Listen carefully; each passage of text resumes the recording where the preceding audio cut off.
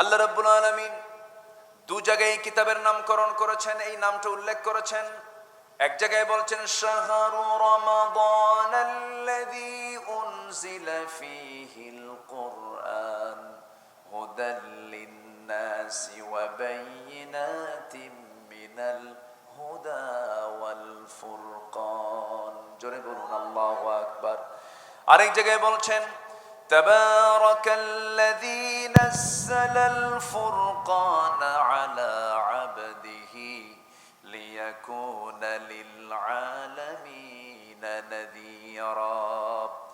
অতীব বরকতময় সেই মহান প্রভু যিনি তার বান্দার উপরে ফুরকান নামক কিতাব নাজিল করেছেন, যেন তিনি গোটা পৃথিবীবাসীকে কোরআন দিয়ে যেন সতর্ক করতে পারেন, এই ফুরকান দিয়ে যেন সতর্ক করতে পারেন। এই জন্য আমি তাকে এই কিতাবটা দিয়েছি। আমার বন্ধুগণ, এই সূরা ফুরকানের শেষ রুকুতে আল্লাহ রাব্বুল আলামিন তার নিজের পরিচয়টা আগে দিয়েছেন, এরপরে তার অনুগত বান্দা কারা হবে তাদের পরিচয়টা দিয়েছেন। মনোযোগ দিয়ে কথাগুলো শুনবো। আমার আল্লাহ তাআলা দুটো আয়াতে তার পরিচয় কমপ্লিট করে দিয়েছেন, আর বাকি গোটা রুকুতে আল্লাহ রাব্বুল আলামিন বান্দার পরিচয় তুলে ধরেছেন। বান্দার পরিচয় কেমন হওয়া উচিত, আমরা কেমন আর আল্লাহর দৃষ্টিতে কেমন হওয়া উচিত, এটা মিলায় নেব আজকে। কি রাজি আছেন তো? রাজি আছেন তো ইনশাআল্লাহ? একটু কান লাগাবেন। আল্লাহ রাব্বুল আলামিন বলেন তাবারাকাল্লাযী জাআলা ফিস সামাই বুরুজান ওয়া জাআলা ফিহা সিরাজান ওয়া কমারান মুনিরা।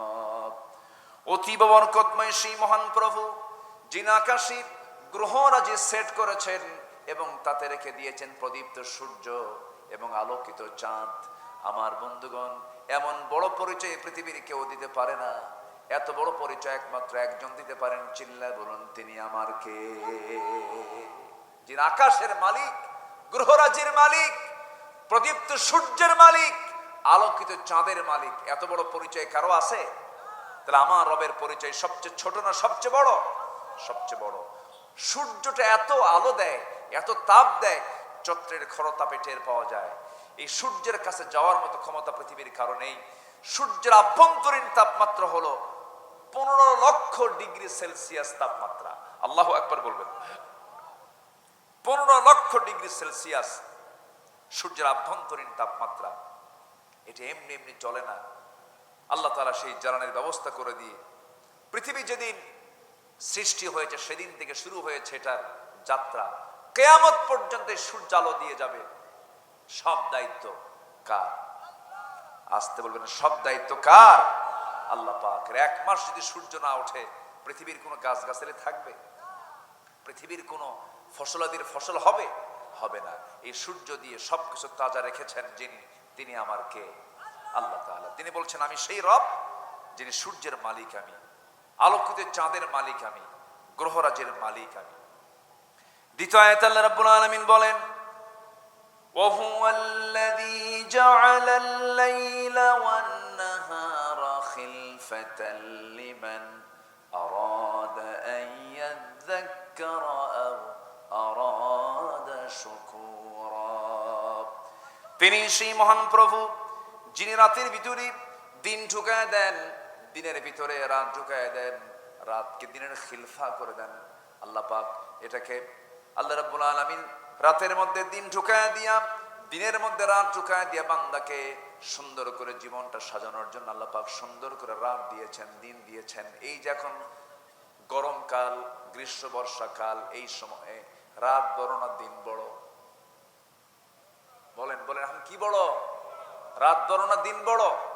দিন বড়। বিশাল বড় দিন। কোথায় 5টা, কোথায় 7টা, এত বড় 12 ঘন্টা 13 ঘন্টা দিন আল্লাহ রাব্বুল আলামিন বানায় দিয়েছেন। আবার আপনি শীতকালে চলে যান, শীতকাল যখন চলে আসে 7টার দিকে মানুষ এশার নামাজ পড়ে ঘুমায়। কত ঘন্টা রাত আল্লাহ রাব্বুল আলামিন বাড়ায় দিয়েছেন, দিনটাকে ছোট করে দিয়েছেন। এই যে দিনটাকে ছোট করে দেওয়া, বড় করে দেওয়া, এই যে সম্পূর্ণ ক্ষমতাগুলো যিনি রাখেন, এই পৃথিবীর কোনো শাসক রাখে না। মনে হয় ডোনাল্ড ট্রাম্প এই দায়িত্ব পালন করে, নেতানিয়াহু এই দায়িত্ব পালন করে। এই দায়িত্ব পালন করেন যিনি, তিনি কে? তিনি কে? আল্লাহ তাআলা। তিনি সেই মহান রব যিনি রাতের মধ্যে দিন ঢুকান, দিনের মধ্যে রাত ঢুকান, এবং রাতকে দিনের খিলফা করে দেন, রাতকে দিনের মানে স্থলাভিষিক্ত করে দেন। এই ক্ষমতা কারো নয়, এই ক্ষমতা একমাত্র আল্লাহ তাআলা। আমি গত কয়েকদিন আগে কাতার গিয়েছিলাম। কাতার থেকে ফেরার পথে বিমানে আসতেছিলাম। আপনাদের খুলনারই কোন এক ভাই ইঞ্জিনিয়ার, উনি আমার পাশের সিটে বসা। উনি আমাকে হঠাৎ করে প্রশ্ন করছেন, ভাইজান, এই যে আমরা মেঘমালার উপর দিয়ে আসতে যাচ্ছি, এই যে বিশাল মেঘমালা, এই মেঘমালার তো ওজন, এই মেঘমালার কি ওজন টোজন আছে নাকি? বললাম, ওজন না থাকলে বৃষ্টি কেমনে আসে? পানির মনে হয় ওজন নাই নাকি? পানির ওজন আছে না নাই? আছে। এরকম পানি কি আকাশে কয়েক ফোঁটা পানি? টনকে টন পানি। তাহলে মেঘের মধ্যে পানি আছে। এই মেঘের মধ্যে পানি থাকে মানে কি? এই পানির তো ওজন আছে। আমি তাকে বললাম, ভাইজান, এই তথ্য তো আপনি কোরআনে কারীমের মধ্যে পেয়ে যাবেন। আল্লাহ রাব্বুল আলামিন বলেন, হুয়াল্লাযী ইউরীকুমুল বারকা খাওফান ওয়া তামআন ওয়া ইউশিস সাহাবাস সিকাল। তিনি সেই মহান প্রভু, যিনি আকাশে মেঘমালাগুলো রেখেছেন, ওজনওয়ালা মেঘমালা রেখে দিয়েছেন। ওজনওয়ালা, ওজন শূন্য নয় এমনও মেঘমালা আছে, লক্ষ লক্ষ মেট্রিক টন ওজন যার। এই মেঘমালাগুলোকে আল্লাহ রাব্বুল আলামিন বাষ্পীয় আকারে মহাশূন্যে ঝুলায় রেখেছেন। তিনি যদি ঝুলায় না রাখতেন, মাঝে মাঝে যদি মেঘমালা যদি ভেঙ্গে ভেঙ্গে পড়তো, মানুষ কি বিল্ডিং বানাতো নাকি? বানাতো বিল্ডিং? বুর্জ খলিফা তৈরি হতো? বড় বড় পেট্রোনাস টুইন টাওয়ার তৈরি হতো? কোনো কিছুই তৈরি হতো না। মানুষ বানাতোই না, মানুষ ঘর বাড়ি বানাতো না। কারণ আজকে বানাবো, কালকে এক মেঘ এসে পড়ে গেলে আমিও শেষ, বিল্ডিংও শেষ। অথচ আমার পানির প্রয়োজন। সেই পানিটাকে আল্লাহ রাব্বুল আলামিন বঙ্গোপসাগর থেকে তুলে পঞ্চগড়ের সেই কোথায়, পঞ্চগড়ের সেই শেষ মাথায় বঙ্গোপসাগর থেকে তুলে নিয়ে পানিটা আল্লাহ পাক জলীয় বাষ্প আকারে তুলে নিয়ে সেখানে পানি ঢেলে দিচ্ছেন, জমিনটাকে সিক্ত করে দিচ্ছেন।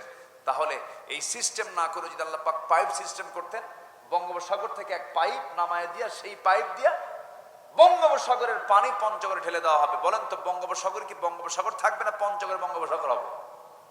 আর এই জায়গায় নদী হয়ে যেত, সাগর হয়ে যেত। আল্লাহ পাক সাগরের পানিকে আকাশে তুলে নেন, শূন্যে ঝুলায় রেখে সেখান থেকে যেখানে যা প্রয়োজন সেই পরিমাণ পানি আল্লাহ পাক নাজিল করে দেন। একটু জোরে সুবহানাল্লাহ বলা যাবে না ভাই? এমন ক্ষমতা কার? আসতে বলবেন, এমন ক্ষমতা কার? এই দায়িত্ব আল্লাহ পাক কাউকে দেননি। বৃষ্টি নাজিলের দায়িত্ব কার? সূর্য পরিচালনার দায়িত্ব কার? সমুদ্রের জলপথে জলভাগে যত প্রাণী আছে সমস্ত প্রাণীর রিস্কের দায়িত্ব কার? আচ্ছা, মানুষ বেশি খাবার খায়, বলেন তো, মানুষ বেশি খাবার খায় না অন্য প্রাণী বেশি খাবার খায়? মানুষই কম খায়। আমরা কি খাই?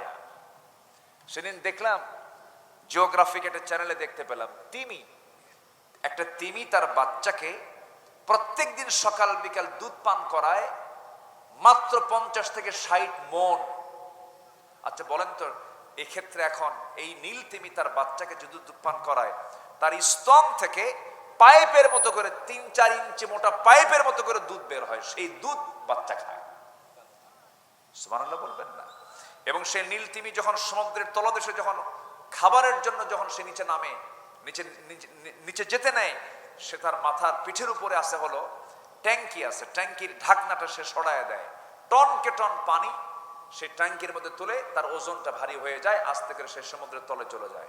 আবার তখন যখন তার খাবার শেষ হয়ে যায়, খাবার খাওয়া পূর্ণ হয়ে যায়, আস্তে করে পাঁচ করে উপরে উঠে ঢাকনা টান দিয়া সমস্ত পানি বের করে সে সমুদ্রের পানিতে ভাসতে ভাসতে আল্লাহর জিকির করতে করতে গোটা সমুদ্র অঞ্চলে আল্লাহর জিকির করতে করতে আল্লাহকে খুশি করার জন্য ব্যস্ত ব্যাকুল হয়ে পড়ে। সুবহানাল্লাহ বলেন।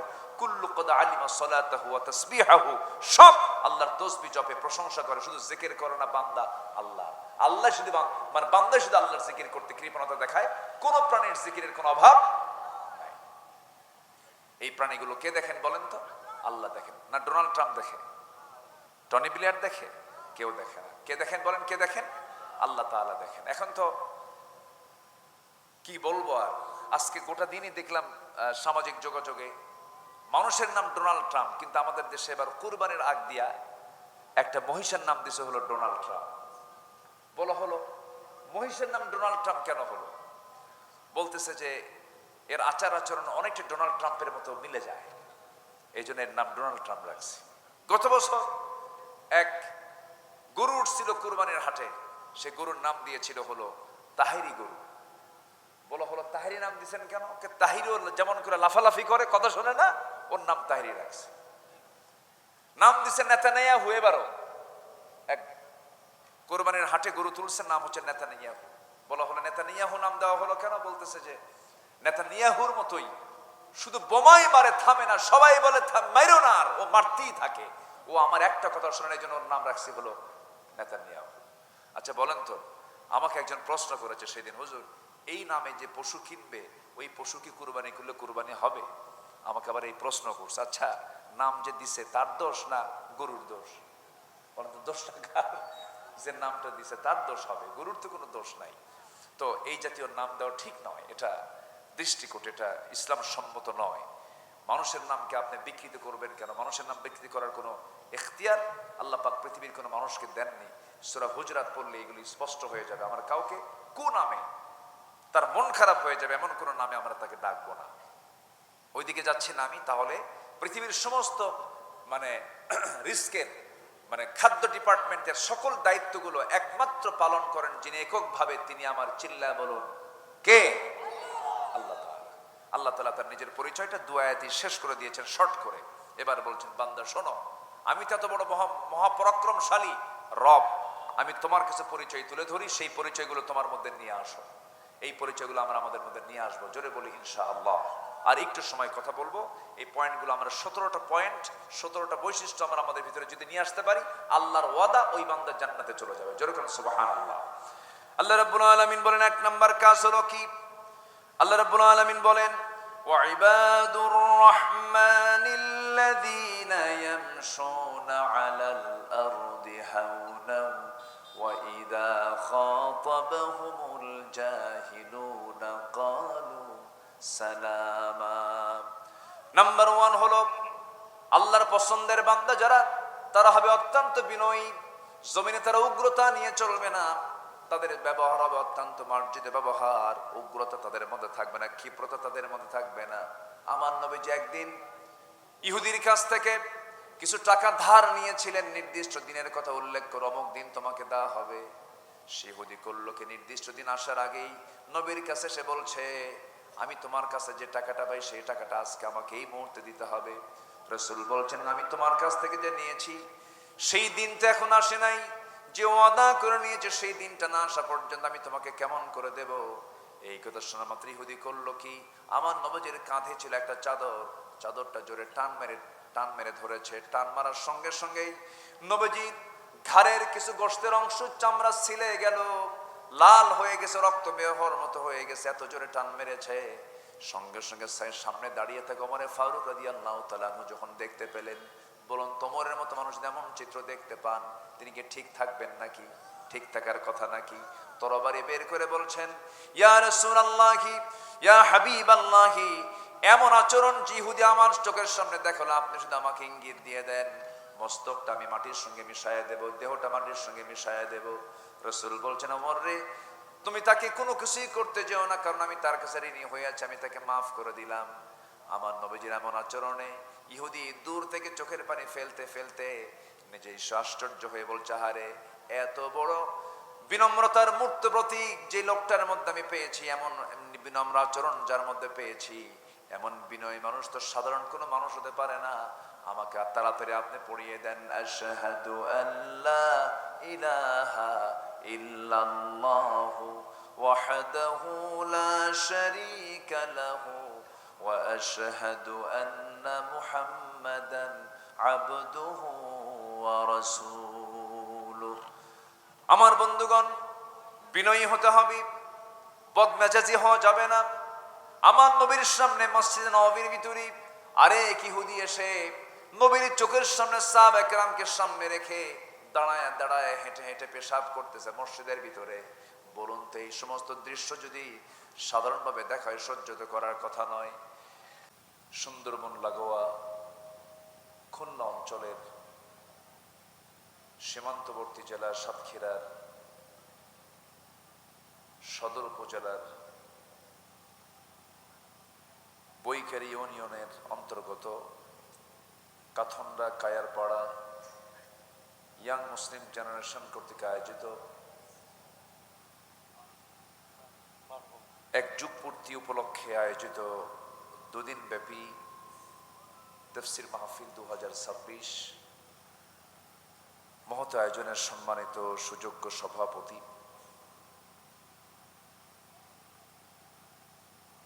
বৈকের ইউনিয়নের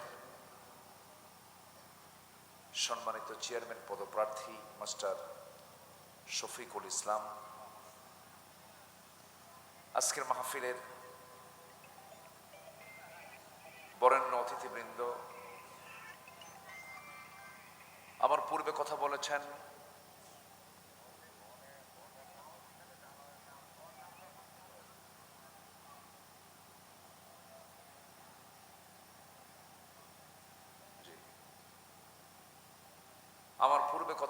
আজকের এই মহৎ আয়োজনের বরেণ্য প্রধান অতিথি ওস্তাজুল আসাতিজা, ঐতিহ্যবাহী আগরদাড়ি কামিল মাদ্রাসার সাবেক অধ্যক্ষ, সাতক্ষীরা দেবহাটা নির্বাচনী আসনের নবনির্বাচিত সংসদ সদস্য জনাব মুহাদ্দিস আব্দুল খালিক হাফিজাহুল্লাহ, সম্মানিত এমপি মহোদয়, আজকের এই মহৎ আয়োজনে আলোচনা করেছেন হযরত উলামায়ে কেরাম, ফদলা ইজম, বিশেষ করে মুফতি আবুল খায়ের মাওলানা শামীম রেজা সিদ্দিকী, আমার স্নেহধন্য অনুজ মাওলানা রুস্তম আলী তাওহীদি সহ উপস্থিত হযরত উলামায়ে কেরাম, ফদলা ইজম, সুশীল সমাজ, জাতির শ্রেষ্ঠ সন্তান, শিক্ষক মণ্ডলী, জাতির বিবেক, সাংবাদিক বৃন্দ, মিডিয়ার কর্মী ভাইরা, সামনে উপস্থিত আমার প্রাণ প্রিয় সম্মানিত দ্বীনী ভাইরা, আড়ালে বসে আছেন শ্রদ্ধেয়া সম্মানিতা মা বোনেরা। আলোচনার প্রথমেই আনুষ্ঠানিকতার মধ্য দিয়ে আমার পক্ষ থেকে আবারও দিল খোলা সালাম, আসসালামু আলাইকুম ওয়া রাহমাতুল্লাহি ওয়া বারাকাতুহু।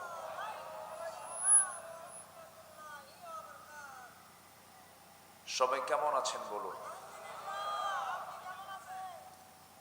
আমাকে প্রশ্ন করলেন যে আল্লাহ তাআলা আমাকে আপনার মতোই তো রেখেছেন, আপনার সামনে বসে আছি, বলি আলহামদুলিল্লাহ। কাথন্ডা নামের সাথে আমার অনেক বড় স্মৃতি জড়িত আছে। 2006 সাল আর আজকে হলো 2026 সাল, মাঝখান থেকে চলে গেছে 20 দিন, নাকি কত বছর? 20 বছর। 20 বছর আগে এই ভাইটা আমার ছিলেন, সবুজ ভাই, শফিক ভাই, ওই মাহফিলের নেতৃত্বে ছিলেন তারা। 20 বছর পর আবারও দেখা হলো, বেঁচে থাকলে দেখা হয়, আলহামদুলিল্লাহ বলা যাবে না? ওনাকে আজকে একটা শর্ত জড়িয়ে দিয়েছে, আপনি পদপ্রার্থী হয়েছেন কিন্তু দাঁড়িয়ে রাখতে হবে। আপনারা কি কন? কি আপনারা কি আমার কথায় সম্মতি আছেন তো নাকি? টাইম তো চলে যাচ্ছে, সময় তো নাই, আর দাঁড়িয়ে রাখবেন কোন দিন? রাখতে হবে। আল্লাহ তুমি তাকে দাড়িওয়ালা বানাও। রাগ করলেন না? জোরে বলি আমিন। সম্মানিত ভাইরা, আমি এমন সময় উঠলাম, মানে এই সময়টা হলো আলোচনা শেষ করার সময়। প্যারেড ময়দান, সিলেট এমসি কলেজ মাঠ, দারুল আমান ট্রাস্ট, কক্সবাজারের সেই নুরানি কাফেলার মাহফিল সহ দেশের যে বড় বড় প্রোগ্রামগুলো হয়ে থাকে, এই প্রোগ্রামগুলো মোটামুটি 9টা-10টার মধ্যে শেষ হয়ে যায়। সেখানে আমি আলোচনায় উঠলাম হলো 11:30টায়। মাহফিলের মূল যৌবনকাল হলো বড় জোর 9টা থেকে 11টা। সেই যৌবনকাল পার করে আমি উঠলাম বুড়াকালে। এদেশে হাজার হাজার মাহফিল হয়, মাহফিল কমিটির ভিতরে সবচেয়ে বড় ঘাটতি একটা দেখি, সেটা হলো টাইম সিলেকশনে ম্যাক্সিমাম কমিটি তারা ব্যর্থ। তারা বুঝে না সময়টা কোন সময় মাহফিলটা শেষ করলে ভালো হয়, এই সময়ের ব্যাপারে তারা কমপ্লিটলি অচেতনই থাকেন। বলুন তো, আমি তো মনে করি মানে 11টার পরে কথা বলা মানে কি জানেন? পাগলির সাথে ঘর সংসার করা। কার সাথে বলেন? এখন কি করবেন? এখন উপায় তো নাই, কিছু কথা বলতে হবে। আমি কিছু কথা বলতে চাচ্ছি, আমাকে সময় দেবেন? হ্যাঁ, ফজর ফজর পর্যন্ত জানাজা সহ? আচ্ছা আচ্ছা, দেখা যাক যদি আপনি থাকেন। কিন্তু মাইক তো কথা শোনে না, মাইক তো আমার মানে আমি আমার কানে আমি বুঝতে পারছি না যেটা আমার আওয়াজ। আপনি আমাকে সুন্দর করেন, বাইরে আমার কাছে ভালোই মনে হলো, কিন্তু এই দুটো বক্স এটা নট ফিট, এটা না ভালো না, এটা এটা দিয়ে আরো নষ্ট, এটা হয়নি, অ্যাকুরেট সাউন্ডটা আমার কানে আসে না। আল্লাহ তাআলা কণ্ঠ দিয়েছেন, ভোকাল দিয়েছেন, কান দিয়েছেন, দূরে না কাছে? কাছে দিয়েছেন, কিন্তু অ্যাকুরেট আওয়াজটা আসতে হবে। তো কানটা দুটা কানই নষ্ট, আমি ভালো শুনতে পাচ্ছি না। তো যাই হোক, এটা দিয়ে তো লাভ নাই বাবা, এটা তো মেশিনই তো অকেজে, তো ঘুরে ঘুরে তো লাভ নাই। না না, এটা আজকে আর হবে না, আগামীকালকে হবে। আচ্ছা থাক, সমস্যা নেই, থাক, যা হয়েছে হয়েছে। আগামীতে এগুলো খেয়াল করার চেষ্টা করবেন একটু, ইনশাআল্লাহ। আমার দিকে তাকান। আমরা আল্লাহ শুকরিয়া আদায় করছি, আমরা মানুষ হয়ে পৃথিবীতে আসতে পেরেছি, মুসলিম ঘরে জন্ম নিতে পেরেছি, বলি আলহামদুলিল্লাহ। আল্লাহ তাআলা আমাকে তো কুকুর শুকুর করেও পাঠাতে পারতেন, অন্য কোনো জীব জন্তু করে পাঠাতে পারতেন। আল্লাহ পাঠিয়েছেন, শুধু মানুষ করেই নয়, মুসলিম পরিবারে জন্ম দিয়েছেন। জোরে বলি সুবহানাল্লাহ। আমরা কত বড় ভাগ্যবান, এই পৃথিবীতে যত মাখলুক আছে এর মধ্যে সবচেয়ে সুন্দর আকৃতি যাকে দেওয়া হয়েছে সেটা হলো মানুষ। লাকাদ খালাকনাল ইনসানা ফি আহসানি তাকওয়িম। সবচেয়ে সুন্দর করে যেই মানুষকে সৃষ্টি করা হলো সেই কাতারে আল্লাহ তাআলা আমাকে শামিল করেছেন। আলহামদুলিল্লাহ বলা যাবে না? একটু জোরে বলি আলহামদুলিল্লাহ। সম্মানিত ভাইরা, আমি ভূমিকায় বেশি যাব না, রাত যেহেতু অনেক গভীর হয়েছে, প্রচন্ড ভ্যাপসা গরম, অনেকে খালি গায়ে বসে আছেন। আমি তার বলতে পারি না যে আপনি সবাই খালি গা হন, মাহফিলের সম্মান থাকবে না। হঠাৎ করে যদি ক্যামেরা ওই দিকে একবার টার্ন করে, কাথন্ডার মান সম্মান সব শেষ হয়ে যাবে। আবার ক্যামেরাও আছে, তা আমি তার বলতে পারি না যে গরমের চোটে আপনারা জামা কাপড় চোপড় খুলে ফেলেন, তাও বলতে পারছি না। তো এই প্রচন্ড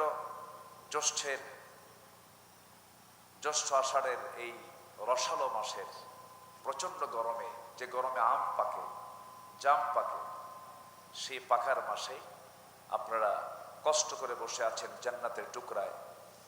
আমি খুব নাতিদীর্ঘ কথা বলবো, সংক্ষিপ্ত কিছু কথা বলি, শেষের দিকে আস্তে আস্তে যাব। আমাদের এই পৃথিবী থেকে আমরা ট্রান্সফার হয়ে কবরে যাব, অন্তর্বর্তীকালীন সময় পার হয়ে কিয়ামত শুরু হবে। এরপর কিয়ামত শুরু হয়ে এরপরে মিজান আসবে, পুলসিরাত আসবে, হাসর আসবে, বিচার দিবস আসবে। মালিক ইয়াউমিদ্দিন, বিচার দিবসের মালিক কে? আল্লাহ তাআলা।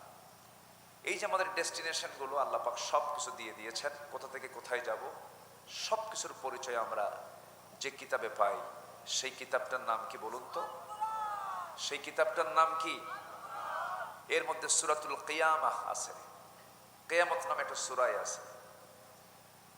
এই সূরার মধ্যে পৃথিবী ধ্বংসের কথাগুলো আছে। সূরা তাকবীর, সূরা ইনফিতার, সূরা জিলজাল, সূরা কারিআহ, এই সমস্ত সূরাগুলো সিগন্যাল দিচ্ছে সামনে ভয়ঙ্কর দিনগুলো আছে।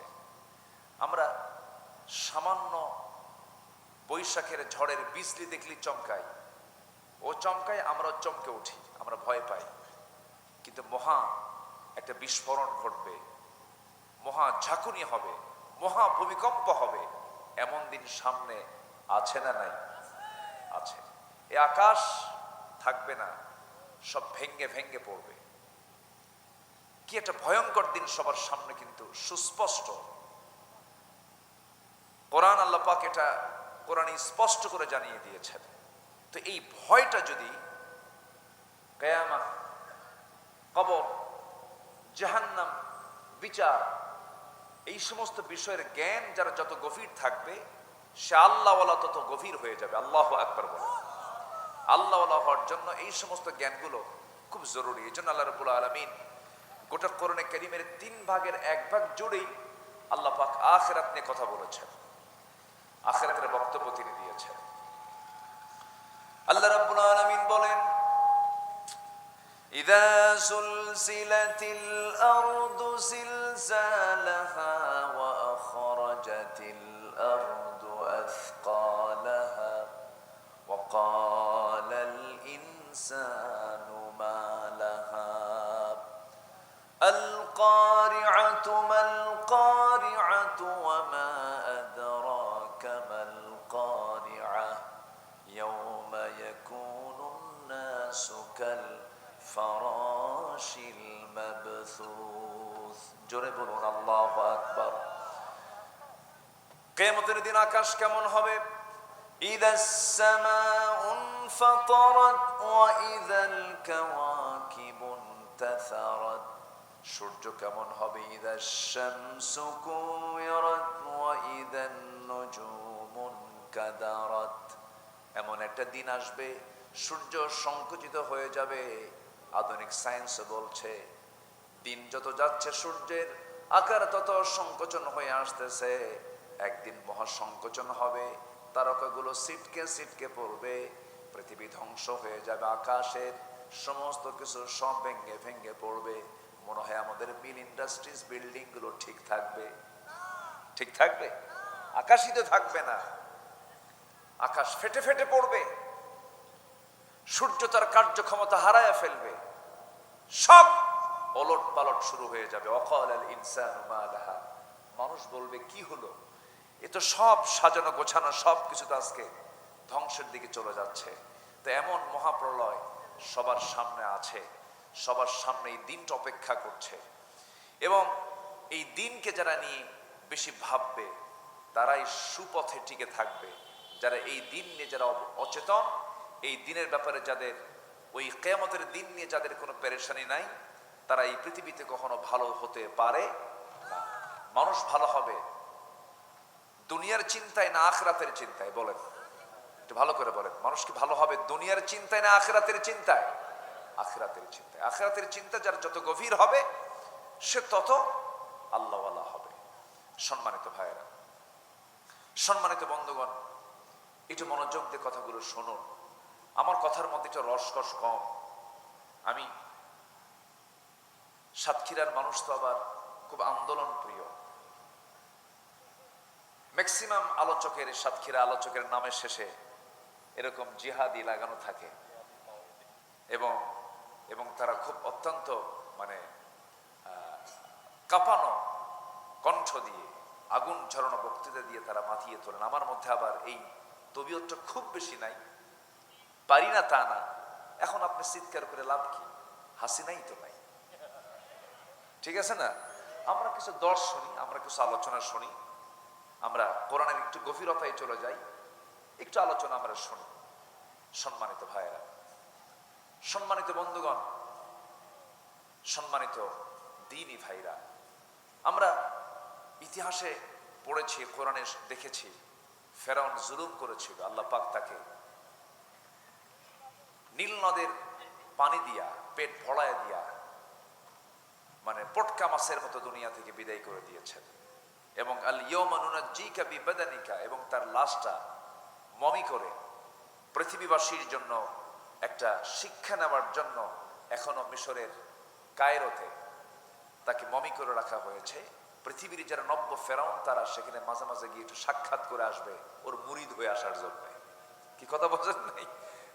আল্লাহ পাক শিক্ষণীয় করে দিয়েছেন। কেন? এই ফেরাউন জুলুম করেছিল। তাহলে ফেরাউন জুলুম করার জন্য তার পতন হয়েছিল নীল দরিয়ায়। নমরুদ জুলুম করার জন্য তার পতন হয়েছিল হলো ন্যাংরা মশার কাছে। আবু জেহেল জুলুম করেছিল বলে তার পতন হয়েছিল হলো ছোট্ট একটা বাচ্চার আঘাতে সে দুনিয়া থেকে বিদায় নেয়। সম্মানিত ভাইয়েরা, ঠিক তেমনি আমার দেশেও একজন নব্য লেডিস ফেরাউনের আগমন হয়েছিল, যার হাতে আলেম নিরাপদ ছিল না, যার হাতে জগতের শ্রেষ্ঠ সন্তানরা সীমাহীন নির্যাতনের শিকার হয়েছিলেন।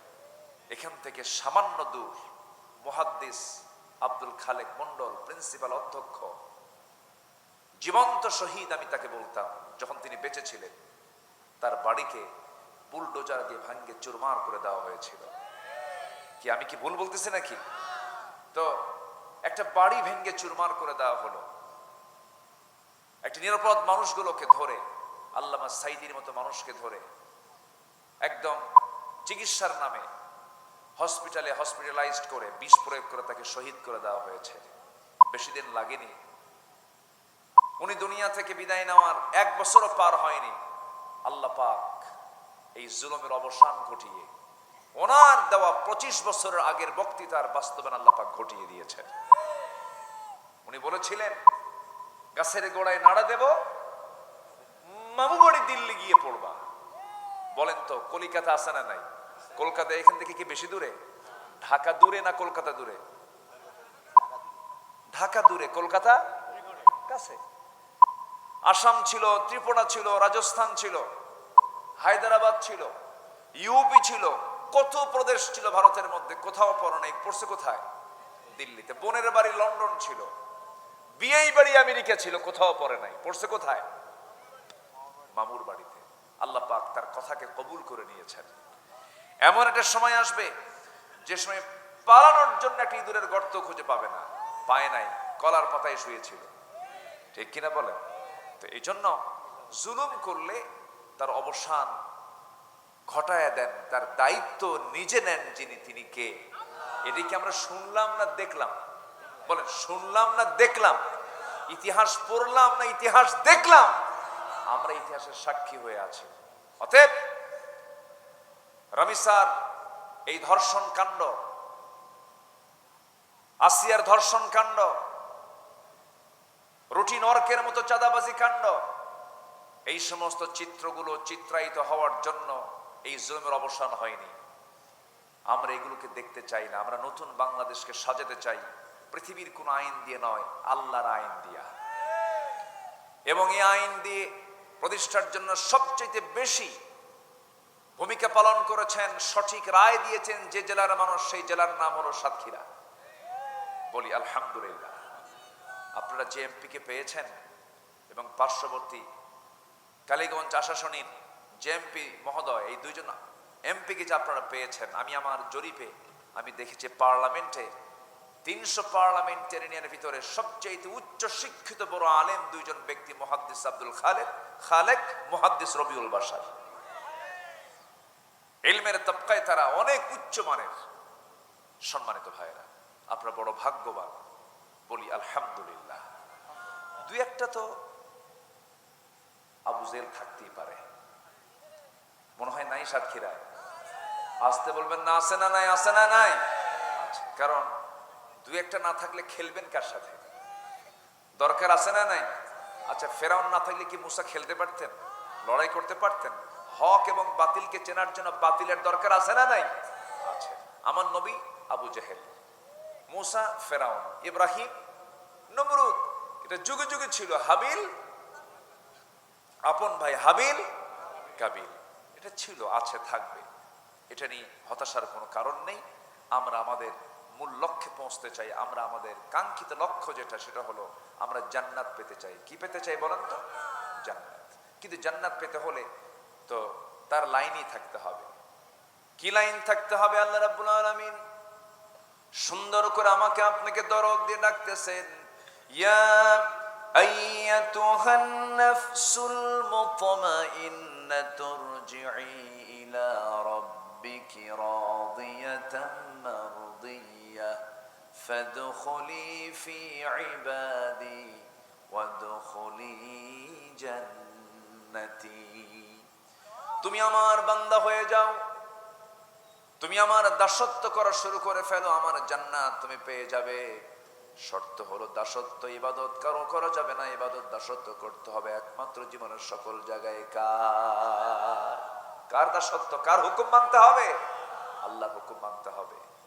মধ্যযুগে আইন আমরা মানি না, এই সমস্ত কথাগুলো বলে ঈমান হারা হওয়া যাবে না। মধ্যযুগীয় আইন বলে ইসলামকে কটাক্ষ করা যাবে না। আমরা অনেকে বলতেছে আমরা মধ্যযুগে আইনে নেই, আমরা এখন আধুনিক আইনে আছি। আধুনিক আইনের ফলাফল হলো 3 বছরের শিশু ধর্ষিতা হয়। আধুনিক আইনের ফলাফল হচ্ছে মৃত লাশ কবর থেকে তুলে ধর্ষণ করা হয়, একটা মানুষকে মেরে 49 টুকরা করা হয়। আধুনিক আইনের ফলাফল হলো স্বামীকে ঘরের মধ্যে বেঁধে রেখে স্বামীর সামনে স্ত্রীকে ধর্ষণ করা হয়। আধুনিক আইনের ফলাফল আমরা এটাই দেখছি।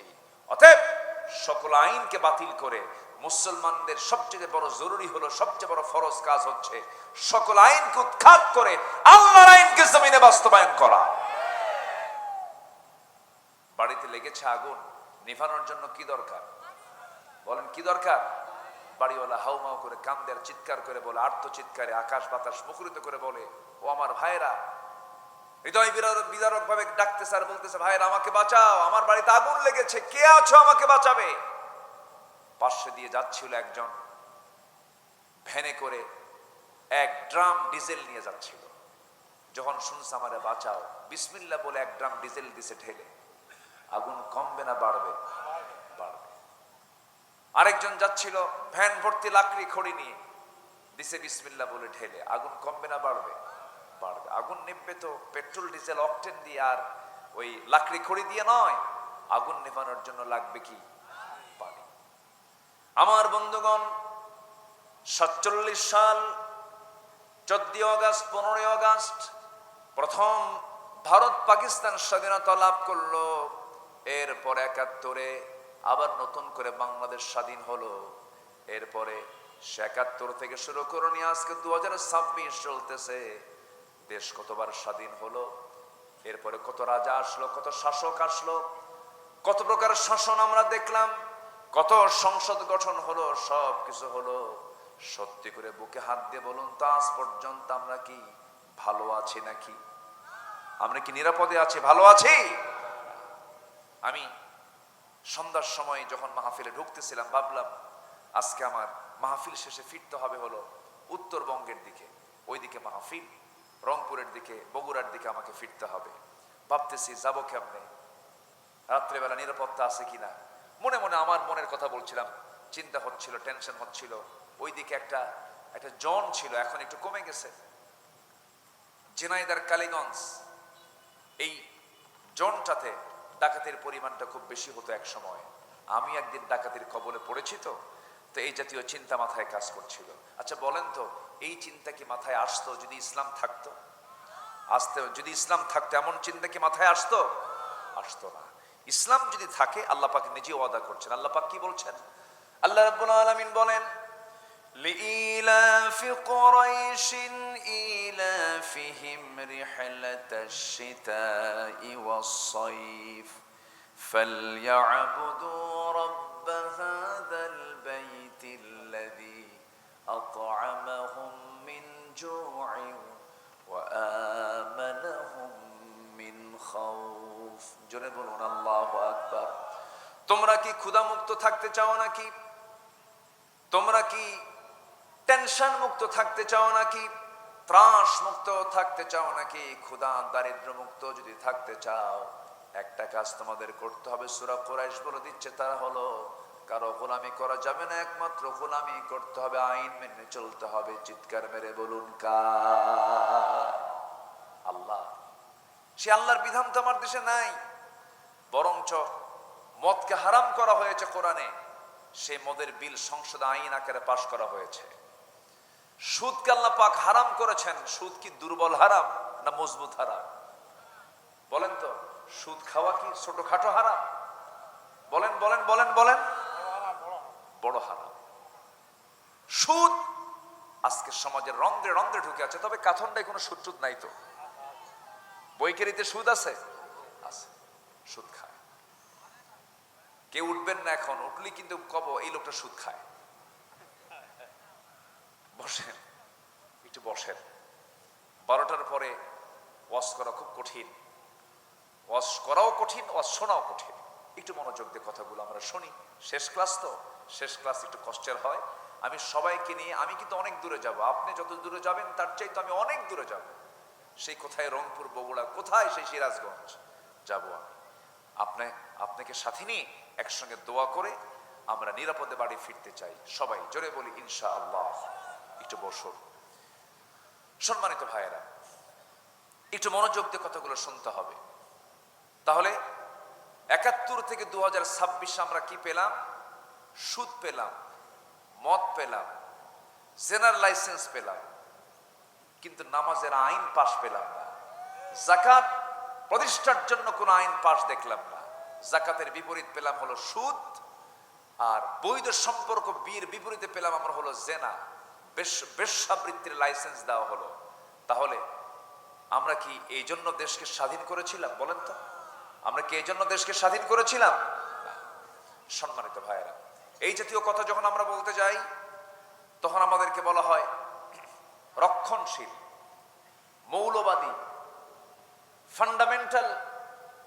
মানে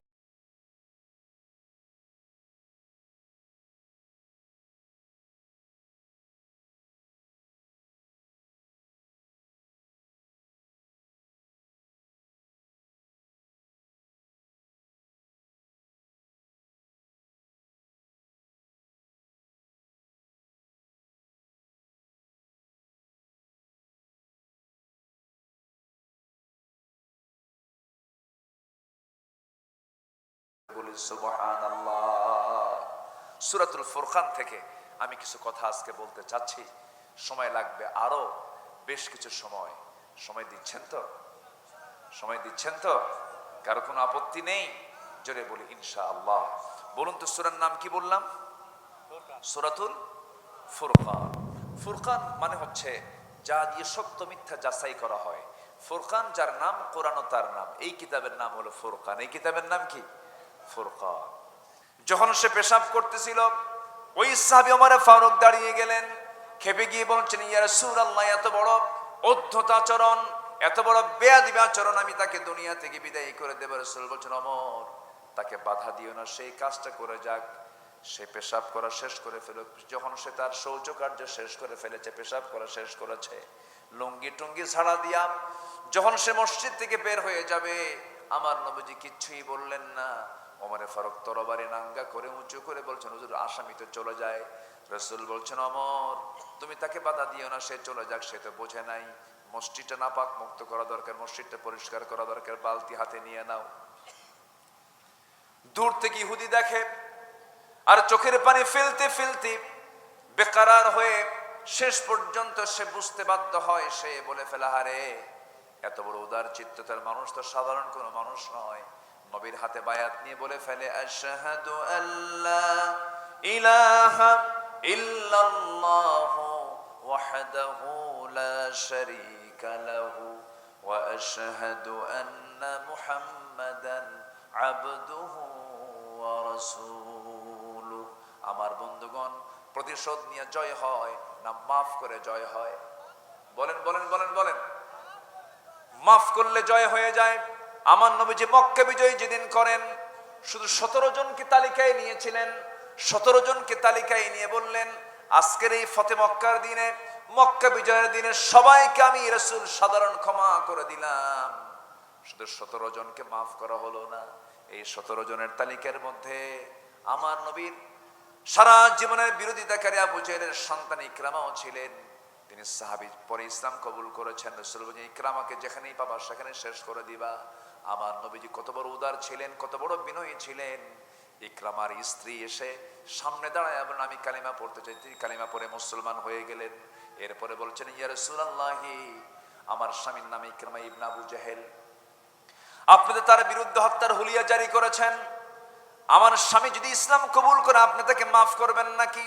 রাসূল সঙ্গে সঙ্গে থেমে গিয়ে বলছেন, ও ইকরামার স্ত্রী, ইকরামা যদি কালিমা পড়ে মুসলমান হয়ে যায়, যদিও সে বদরে, ওহুদে, খন্দকে প্রত্যেকটা যুদ্ধে আমার বিরুদ্ধে অবস্থান করেছে, যদি কালিমা পড়ে আমি তাকেও রাসূল আমি মাফ করে দেব। জোরে বলেন সুবহানাল্লাহ। আবু ইকরামা অনেক দূরে চলে গেছে, তিহমা অঞ্চল পার হয়ে সামনে একটা নদী পায়। নদীর নৌকায় যখন চড়ে মাঝিকে বলল, মাঝি তুমি আমাকে পার করে দাও, আমি মুহাম্মদের ভয়ে আমি নদীর ওই পার যেতে চাই। তখন নৌকার মাঝি বলে, তোমাকে পার করে দেব, কোনো টাকার বিনিময়ে নয়, আমার টাকার কোনো প্রয়োজন নাই, তুমি কত টাকা চাও সেই টাকা দেন, আমি টাকা নিয়ে তোমাকে পার করবো না। কি শর্ত কি? কালেমা পড়ে মুসলমান হও। কালেমা পড়ে। ইকরামা হতাশ হয়ে গেল, হারে ইসলাম এত দূর পর্যন্ত পৌঁছে গেছে, ইতিমধ্যে তার স্ত্রী তাকে ধরে ফেলেছেন। তাকে ধরে ফেলে বলছেন, আমার স্বামী, আমি আপনাকে জানান দিতে এসেছি, রাসূল আপনাকে মাফ করে দিবেন আপনি যদি কালিমা পড়েন। তাকে ধরে আনা হলো। রাসূল এদিকে বলছেন, ও সাহাবীরা, ইসলাম তো প্রতিশোধ চায় না, ইসলাম তো ক্ষমা চায়। আমার সামনে কিছুক্ষণ পর আবু জেহেলের সন্তান ইকরাম আমার সামনে হাজির হবে, কেউ তাকে কটু কথা বলবা না, কেউ তাকে বাজে কথা বলবা না, কেউ তাকে বাজে কোনো মন্তব্য করতে পারবা না, বাবার দোষকে সন্তানের কাঁধে চাপায়া দিবা না, পূর্বের সমস্ত কর্মের কোনো খোঁটা তোমরা দিতে পারবা না, কারণ দিন গ্রহণ করলে পরে সবকিছু মাফ হয়ে যায়। আমার নবীর সামনে যখন ইকরামা ইবনে আবু জেহেল যখন তার সামনে দাঁড়ায় গেছে, রাসূল বলেছেন, ইকরামা তোমার সিদ্ধান্ত কি?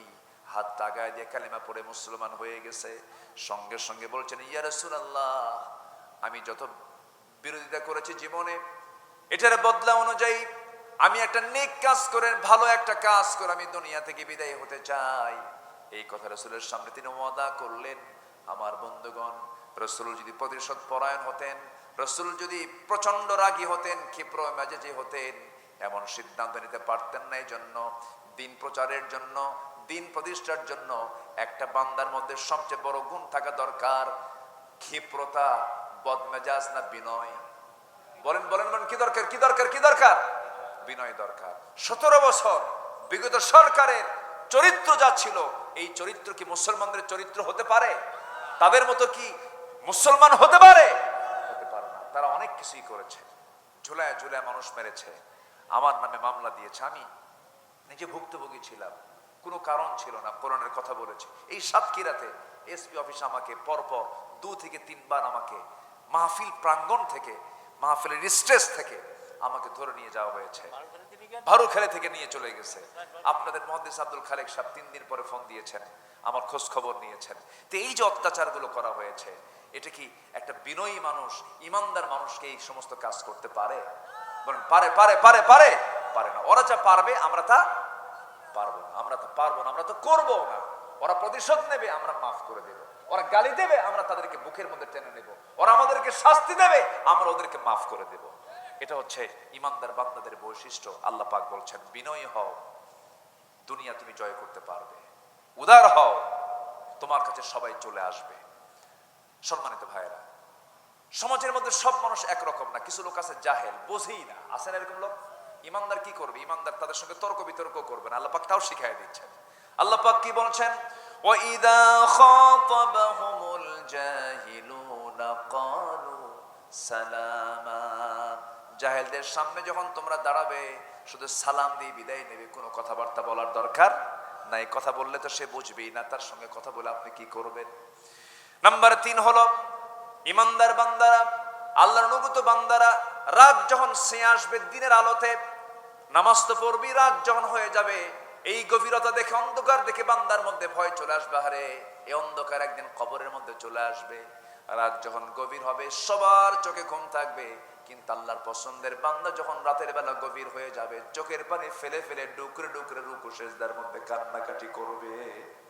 ওয়াল্লাযীনা ইয়াবিতুনা লিরাব্বিহিম সুজদান ওয়া কিয়ামা ওয়াল্লাযীনা ইয়াকুলুনা রাব্বানা সরিফ আন্না আযাবা জাহান্নাম ইন্না আযাবাহা কানা গরামান ইন্নাহা সাআত মুস্তাকাররান ওয়া মুকামা।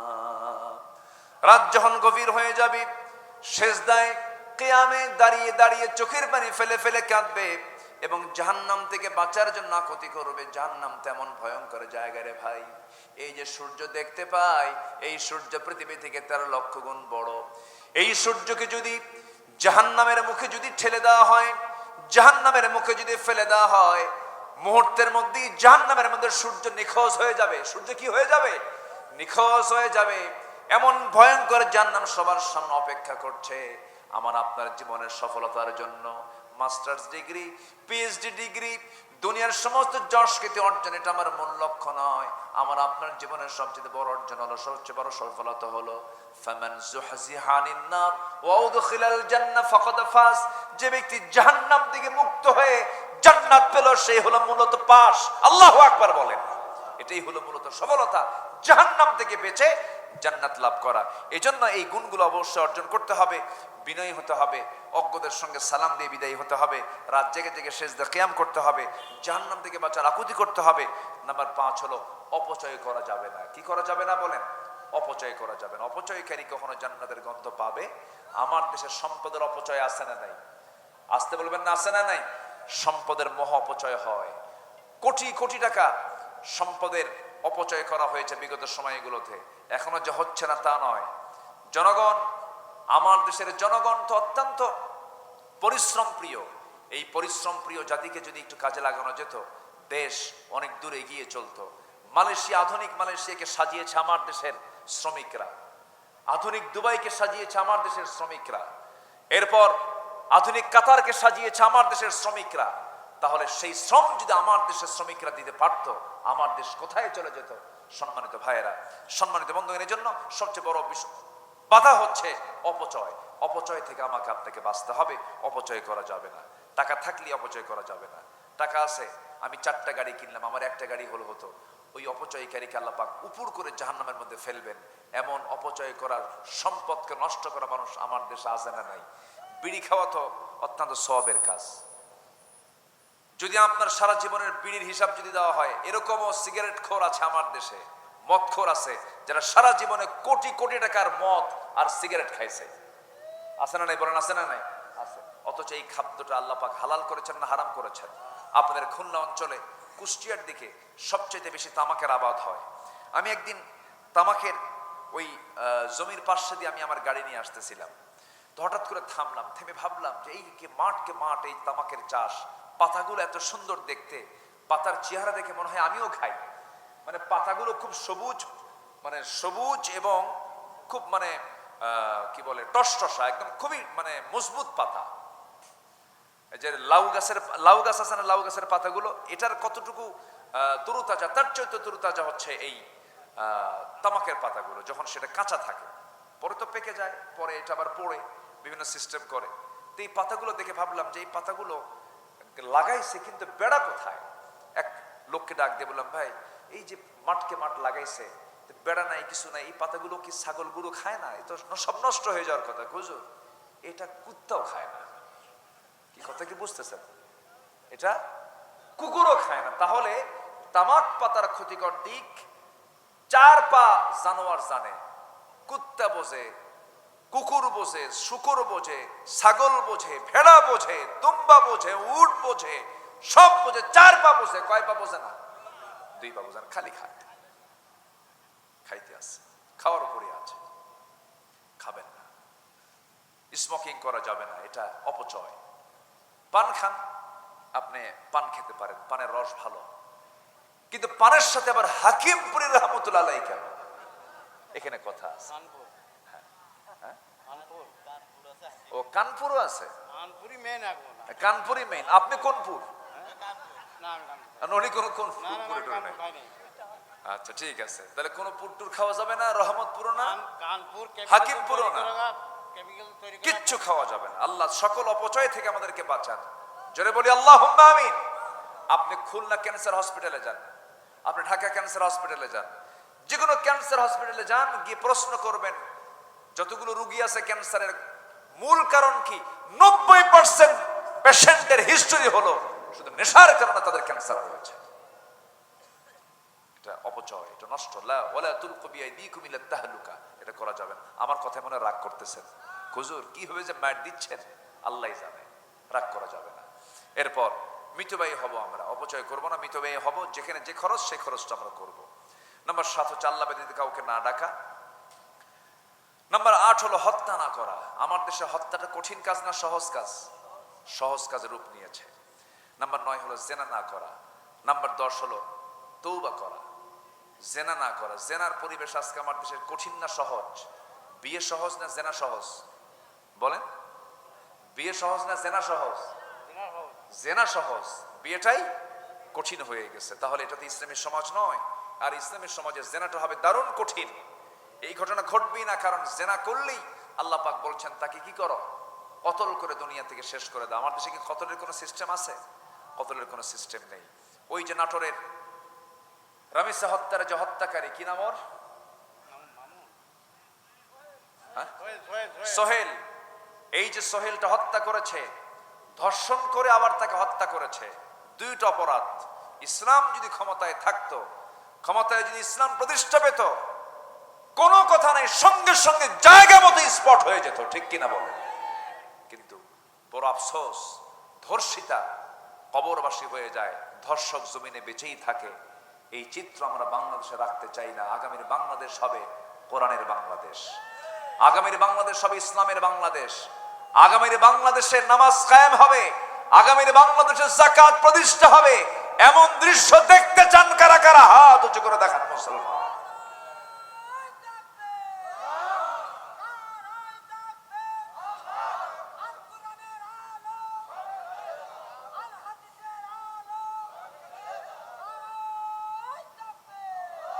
আল্লাহ কবুল করুন, জোরে বলে আমিন। নাম্বার 10 হচ্ছে তওবা করা। নাম্বার 11 হলো ঈমান আনা। দেখেন, ঈমান আনার কথা আল্লাহ পাক কত পরে বলতেছেন। এগুলো কাজ আগে শিখো, আগে বুঝো, আগে করো, এরপরে ইল্লা মান তাবা ওয়া আমানা ওয়া আমিলা সালিহান। যারা ঈমান আনবে, নেক আমল করবে, নেক আমলের ফলাফল কি? ইবাদদিল্লাহু সাইয়্যাতিহিম হাসানাত। আল্লাহ তাআলা তার সমস্ত গুনাহগুলোকে আল্লাহ পাক সওয়াব দিয়ে মিটায় দিবেন। জোরে কান সুবহানাল্লাহ। এরপরে হলো মিথ্যা সাক্ষী না দেওয়া, অনর্থক কথা কর্মকে এড়িয়ে যাওয়া। নাম্বার 15 হলো আল্লাহর স্মরণে অন্ধ বদিরের মতো না থাকা। নাম্বার 16 হলো পরিবার স্ত্রীর সঙ্গে সওয়ার দুরুদ পড়ে সুবহে ও শাম রাহমাতুল লিল আলামিন। গরিবের আহার দিতেন, নিজে হয়ে রোজাদার, নিয়মর ভালোবাসার খাম রাহমাতুল লিল আলামিন। জানো কি তোমরা তাহার নাম রাহমাতুল লিল আলামিন। তার পথে যে বিছিয়ে দিত টুকরো কাটা স্তূপ করে, তাকেও দিলেন প্রেম মুজাসসাম রাহমাতুল লিল আলামিন। জানো কি তোমরা তাহার নাম রাহমাতুল